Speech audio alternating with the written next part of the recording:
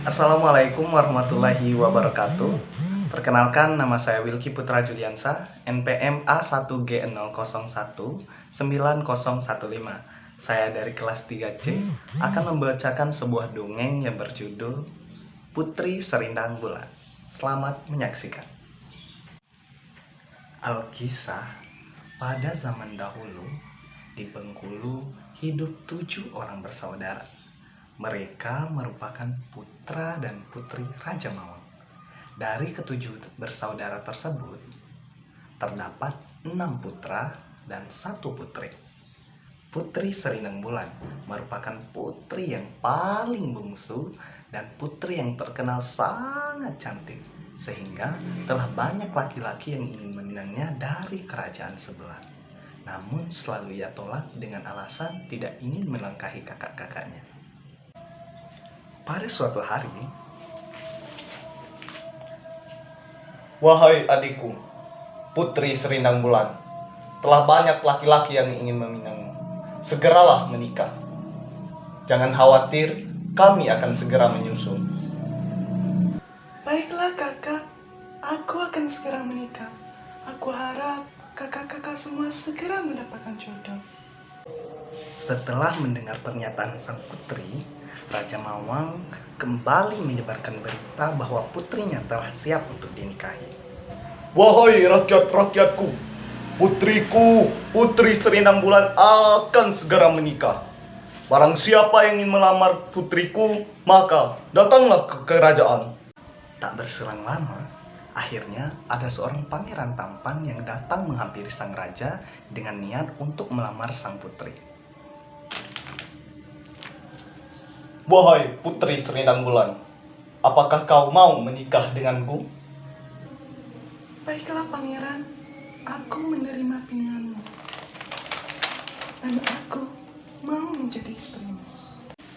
Setelah Putri Serindang Bulan menerima pinangan seorang pangeran tersebut, maka mereka berdua serta kerabat kerajaan mempersiapkan pernikahan mereka. Namun, tiba-tiba, Ada apa dengan tubuhku ini? Pangeran, tiba-tiba tubuhku semua terasa gatal. Aduh, bagaimana ini? "Wahai sang putri, ada apa dengan tubuhmu? Kenapa wajahmu semuanya merah?" Aku juga tidak tahu pangeran. Tiba-tiba wajahku semuanya menjadi buruk rupa. "Tidak, sang putri. Aku tidak mau mempunyai istri yang wajahnya buruk rupa seperti kamu. Dan aku ingin membatalkan pernikahan kita." Dan akhirnya, pangeran tampan tersebut membatalkan pernikahannya dengan Putri Serindang Bulan. Dan kejadian itu terulang sampai dengan berkali-kali setiap ada orang yang ingin meminang sang putri. Dan pada suatu hari, tiba-tiba semua kakak-kakak dari Putri Serindang Bulan menggerak rapat kecil. Dan hasil dari rapat tersebut, mereka bersepakat untuk membunuh sang putri. Tapi tidak dengan Karangniu, karena Karangniu merupakan kakak yang terdekat dengan sang Putri Serindang Bulan. Karena penolakannya, akhirnya Karangniu lah yang harus membunuh Putri Serindang Bulan, karena Putri Serindang Bulan dianggap sebagai aib dan sumber masalah dari kerajaan. Karangniu mengajak Putri Serindang Bulan untuk berjalan-jalan ke tengah hutan. Putri Serindang Bulan merasa gembira, akhirnya ia diajak jalan-jalan oleh kakaknya. Di tengah perjalanan, kelihatan sekali bahwa Karangniu sangat gelisah. Ia tidak tahu bagaimana cara membunuh Putri Serindang Bulan. Dan bahkan ia tidak bisa, juga tidak rela untuk membunuh putri yang sangat ia cintai tersebut. Ada apa kakak? Engkau kelihatan sekali sangat gelisah. Ceritalah kepadaku. "Wahai adikku, maafkan aku. Aku mendapatkan perintah dari kakak kita bahwa aku harus membunuhmu. Engkau dianggap sebagai aib dan sumber masalah dari kerajaan. Bagaimana dan lantas apa yang harus aku lakukan?" Jika memang semua itu keputusan kakak-kakak semua, aku menerima untuk dibunuh demi kelancaran juga kesuksesan kerajaan kita. Dengan kebesaran hati, Putri Serinang Bulan rela untuk dibunuh oleh kakaknya Karangnio. Namun, Karangnio tidak mau membunuh adiknya karena ia masih sangat sayang. Dan akhirnya, Karangnio menyembelih seekor babi hutan untuk diambil darahnya sebagai bukti bahwa ia telah membunuh Putri Serinang Bulan. Dan sedikit sahitan telinga Putri Serinang Bulan sebagai bukti bahwa ia telah membunuhnya. Dan akhirnya, Karangnio memerintahkan kepada Putri Serinang Bulan untuk pergi jauh-jauh mengikuti aliran air Sungai Ketawun menaiki sebuah rakit. Sedangkan Karangnio, ia kembali ke kerajaan untuk mengabarkan bahwa ia telah membunuh Putri Serinang Bulan kepada kakak-kakaknya. Wahai kakak tertua, ini adalah bukti bahwa aku telah membunuh Putri Serinang Bulan. Kau lihatlah, ini adalah sahitan telinga Putri Serinang Bulan dan darahnya. Dan akhirnya, semua kakak-kakak dari Karangnio dan Putri Serinang Bulan percaya bahwa itu adalah darah Putri Serinang Bulan yang disembelih oleh Karangnio. Setahun telah berlalu. Putri Serinang Bulan hidup sendirian di tengah-tengah hutan. Di tengah hutan, Putri Serinang Bulan mendirikan sebuah gubuk di atas tebing. Dan di sana, ia hidup secara sederhana dengan tanpa ada orang yang menemaninya. Tiba-tiba suatu hari datanglah seorang pangeran tampan yang berjalan di hulu angin Sungai Ketawun.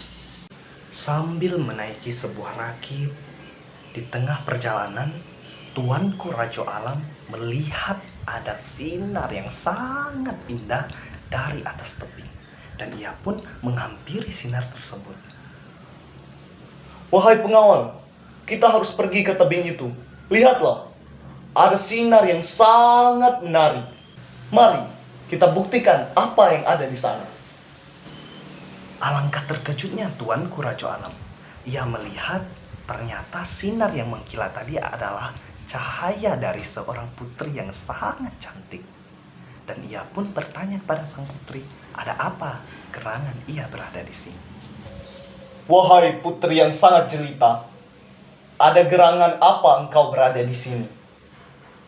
Engkau, seorang gadis yang sangat jelita, berada di tengah hutan lebat seperti ini. Wahai Tuanku Rajo Alam, aku adalah Putri Serinang Bulan. Aku merupakan putri bungsu dari kerajaan Raja Mawon. Aku anak dari Raja Mawon. Aku diusir ke hutan karena aku dianggap sebagai aib dari kerajaan. Setelah mendengarkan semua cerita dari Putri Serinang Bulan, akhirnya Tuanku Rajo Alam berbesar hati dan merasa kasihan juga iba kepada Putri Serinang Bulan. Dan ia berencana untuk menikahi Putri Serinang Bulan. Hingga mereka pun menunggu 14 hari apakah benar penyakit itu datang kembali. Dan ternyata tidak. Putri Serinang Bulan kembali dengan keasrikan dan kecantikannya. Lihatlah Tuanku Rajo Alam, setelah 14 hari dan engkau mengungkapkan pernyataan untuk menikah denganku, wajahku tidak berubah buruk rupa seperti dahulu. Dan akhirnya aku menerima pinanganmu dan siap menikah denganmu, Tuanku Rajo Alam. Dan akhirnya Tuanku Rajo Alam dan Putri Serinang Bulan melangsungkan pernikahannya. Tidak lupa pula ia mengundang dari kerajaan Raja Mawang, kerajaan ayahnya, beserta kakak-kakaknya. Kakak-kakaknya pun meminta maaf dan merasa malu atas apa yang telah dilakukannya kepada Putri Serinang Bulan. Setelah itu, Putri Serinang Bulan dan Tuanku Rajo Alam hidup bahagia selamanya. Baiklah, itulah tadi dongeng cerita rakyat dari Kabupaten Lempong, Putri Serinang Bulan. Dan saya akhiri, wassalamualaikum warahmatullahi wabarakatuh.